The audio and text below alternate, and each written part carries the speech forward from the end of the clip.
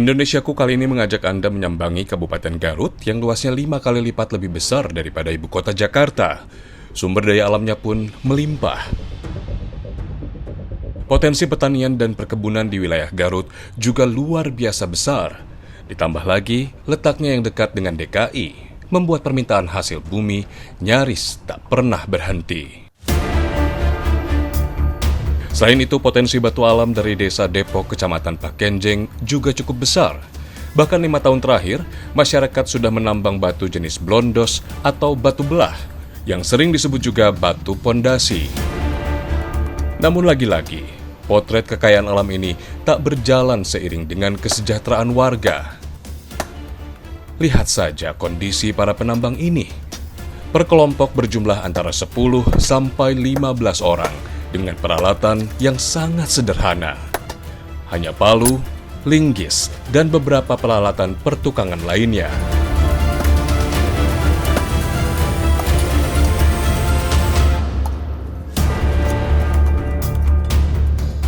Bahkan, yang lebih mengejutkan, para perempuan di desa Depok juga ikut menambang.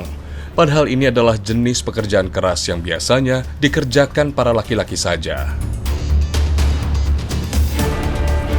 Ada 8 orang perempuan yang tugasnya adalah melepaskan batu dari ikatan tanah dan mengumpulkan hingga jumlahnya cukup.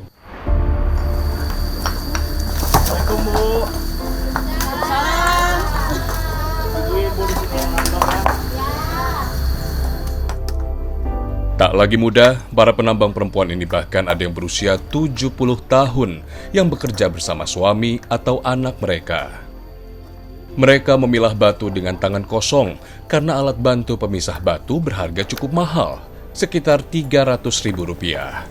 Sehingga memilah dengan tangan kosong menjadi cara termudah meminimalisir keluarnya modal.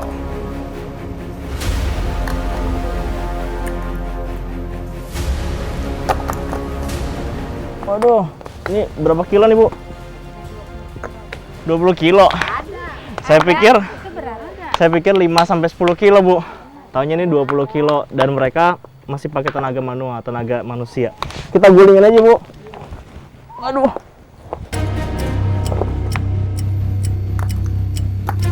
Batu berbagai ukuran kami pindahkan secara estafet sejauh 50 meter ke tepian jalan. Lokasi tambang ini adalah milik Eis dan suaminya Ahdiat. Sedangkan para penambang lain hanya menumpang kerja. Memindahkan batu dengan tangan kosong seperti ini tak bisa dibilang mudah.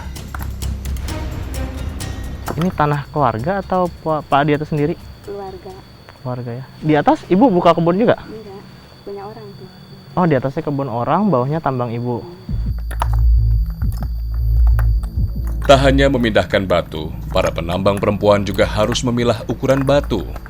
Ada 3 ukuran yang menjadi patokan, yaitu batu seberat 5, 10, dan 20 kg. Setiap penambang harus berlomba mengumpulkan batu sebanyak-banyaknya setiap hari, karena itu yang akan menentukan pendapatan mereka. Kaum perempuan biasa datang pukul 9 pagi, setelah selesai mengerjakan tugas rumah tangga. Selama 6-8 jam bekerja, setidaknya mereka bisa mengumpulkan setengah sampai 1 kubik batu. Beberapa orang masih terlihat kaku saat menambang, karena mereka biasanya bekerja di kebun dan sawah. Kurangnya penghasilan membuat mereka terpaksa juga bekerja di tambang batu dengan beban lebih berat.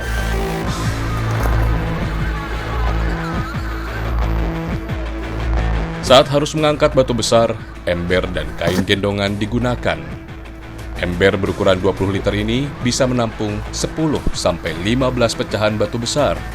Terbayang betapa beratnya beban kerja para ibu ini.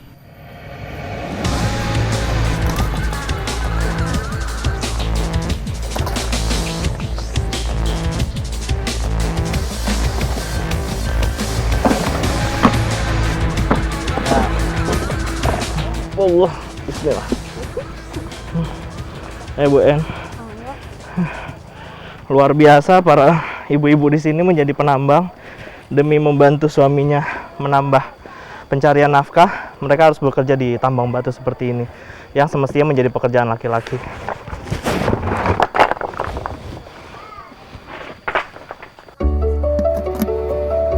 Sungguh, Saya salut dengan para perempuan yang berjuang keras demi menafkahi keluarga ini. Tidak ada hari libur bagi mereka. Di selama masa tanam dan panen, mereka tetap mencari tambahan penghasilan dengan menambang batu. Setiap kubik batu dihargai Rp70.000. Itu pun jika permintaan batu sedang tinggi.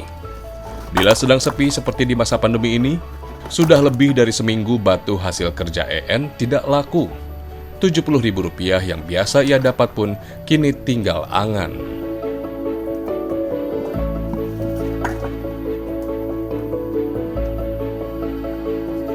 Kalau lagi musim gini mah udah aja ini mah batu disimpan di sini. Kalau kita cari kerjaan lain, misalkan buruh kuli, kuli apa aja. Bu, kalau nggak ada orderan ngapain dikerjain capek-capek, Bu? Kan buat nyimpan nanti nabung. Jadi kalau ada order langsung. Bila ditotal, penghasilan para penambang hanya berkisar 300 ribuan per bulan. Uang itu biasanya habis untuk membeli sembako dan kebutuhan sekolah anak. Setiap penambang juga harus selalu bersaing dengan sesama pekerja untuk mendapatkan hasil terbesar, padahal area tambang sangat terbatas. Batu-batu yang berukuran sangat besar dipecah dalam penggilingan batu. Di tahapan ini, penghasilan penambang harus ditabung dulu, karena batu yang disetor tidak bisa langsung ditukar dengan uang tunai. Ya sementara dikumpulin dulu, belum dibayar gitu. Oh, jadi ibu-ibu ini cuma nyetor aja, hitung-hitung nabung gitu? Iya, hitung-hitung nabung aja apa. Nanti kalau misalkan ada proyekan, nah baru dibayar gitu Pak. Sebagai pengepul, Mulyana tidak sanggup membayar langsung para penambang lantaran tidak ada proyek pemesanan batu pondasi darinya. Usahanya nyaris berhenti total, hanya berjalan 2 pekan sekali, bahkan lebih lama.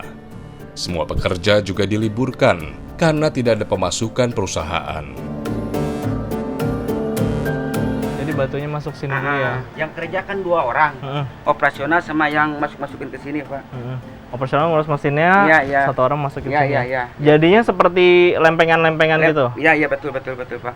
Itu Pak aslinya ada, cuma sekarang nggak ada gitu. Kasihan juga sih sama ibu-ibunya Pak, itulah. Karena kan di kampung apa gimana gitu. Kasihan juga, saya juga gimana gitu. Nah, Serba itulah. salah juga ya? Iya. Sebelum pandemi, setiap batu pondasi diambil langsung di tempat penggilingan oleh si pembelinya seharga Rp150.000 per meter kubik. Sementara harga batu pondasi yang diantar sampai ke tempat dihargai Rp200.000 per kubik. Lebih banyak buat jalan apa buat rumah pribadi biasanya, Kang? Lebih banyak buat jalan Pak. Kalau rumah pribadi ya paling sekitaran 2 kubik juga kapasitas sudah nggak ada. Oh, berarti proyek pemerintah dong jalannya? Proyek pemerintah. Sekarang kan lagi sepi Pak. Iya saya ngandelin, kasihan juga ibu-ibu gitu, ngandelin dari sini Pak, dari proyek pemerintah. Kalau sekarang kan nggak ada. Iya, Yang paling banyak waktu itu kirim buat kemana Kang? Kira-kira buat jalan apa gitu, jembatan apa misalnya? Biasanya kan proyek itu Pak, pengaspalan jalan. Pengaspalan jalan ya? Pengaspalan jalan, proyek dari pemerintah biasanya. Alhasil tambang batu pondasi yang 5 tahun terakhir menjadi andalan warga, kini tak lagi menjamin kesejahteraan mereka.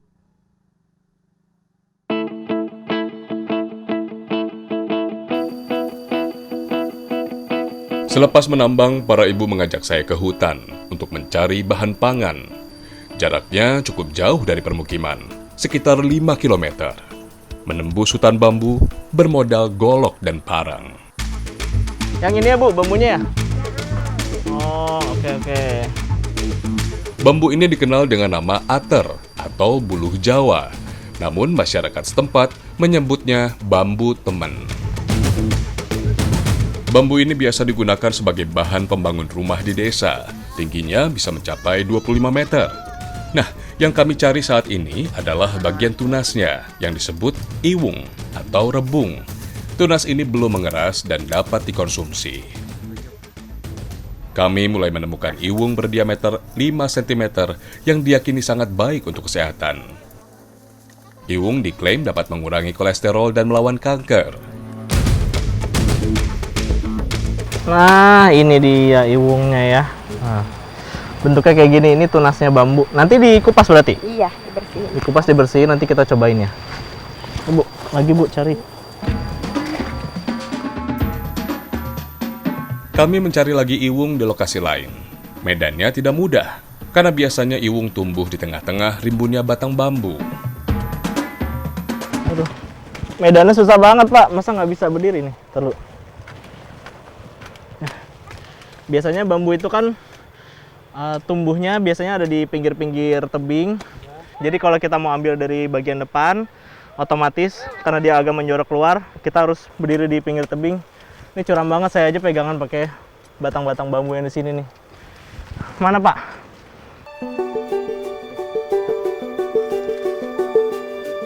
Untuk sekali makan dalam sehari, besar bagi banget kami ya. semua dibutuhkan Berduri nih, Pak, antara 4 sampai 5 batang iwung.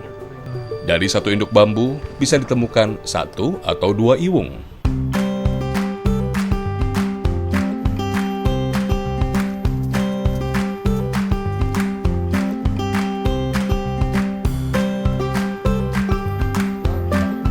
Setelah dikupas, iwung kemudian direbus. Mencari bahan pangan di hutan adalah cara paling murah untuk mengurangi beban belanja sembako warga. Apalagi harga kebutuhan pokok selalu naik, padahal perekonomian warga tak pernah stabil.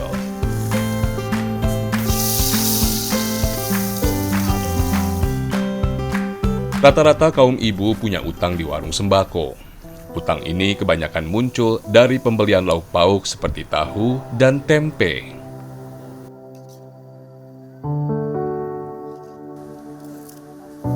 Pinjam berapa banyak sih? Pinjam 500.000 Itu untuk apa? untuk biaya sekolah, untuk makan. Oh, jadi dari tani sama tambang nggak cukup? Enggak cukup. Terus ngapain Ibu? Tadi Ngapain Ibu kerjain? butuh. Jadi seberapapun hasilnya tetap Iya, ya Bu? Iya. Bukan sebuah kondisi yang ideal memang, tapi warga tak punya pilihan lain. Pasrah pada keadaan adalah satu-satunya jawaban.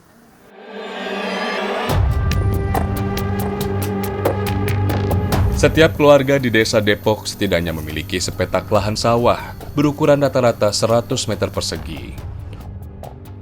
Padi yang dihasilkan biasanya digunakan untuk konsumsi sehari-hari. Namun tetap saja warga kekurangan sehingga tetap harus membeli di warung sembako. Satu lagi cara untuk mendapatkan padi tambahan adalah dengan menjadi buruh tani di sawah orang lain. Upahnya 30.000 sehari atau bisa ditukar dengan gabah seberat beberapa kilogram. Pilihan sulit sekarang tengah dihadapi warga. Akan tetap mengolah sawah atau mengubahnya sebagai lahan tambang batu dengan resiko kehilangan lahan mereka. Ini tambang batu makin luas nih Bu ya nanti ya. Hasilnya juga tetap bagus gitu. Ibu mau nggak kalau sawahnya nanti jadi tambang? Kalau dibongkar gitu hasilnya lebih banyak? Enggak. Enggak. Kenapa? Kenapa Bu? Kenapa? Ya non. Yang jadi padi ya. Biar jadi sawah aja. Ya. Rata-rata sawah di desa Depok adalah tanah warisan keluarga yang suatu waktu akan habis untuk dibagi-bagikan. Di desa ini setidaknya ada 2 titik area penambangan terbuka milik perseorangan.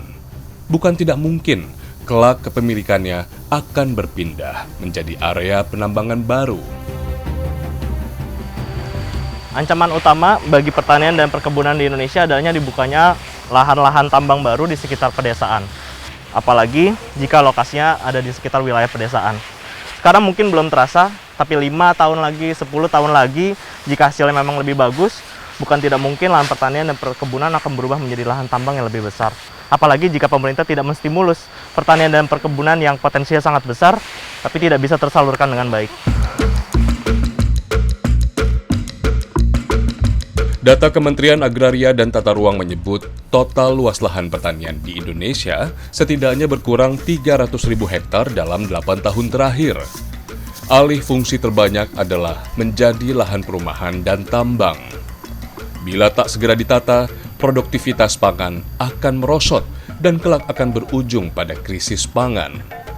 maka seharusnya Undang-Undang Nomor 41 Tahun 2009 tentang pelindungan lahan pertanian berkelanjutan harus ditegakkan.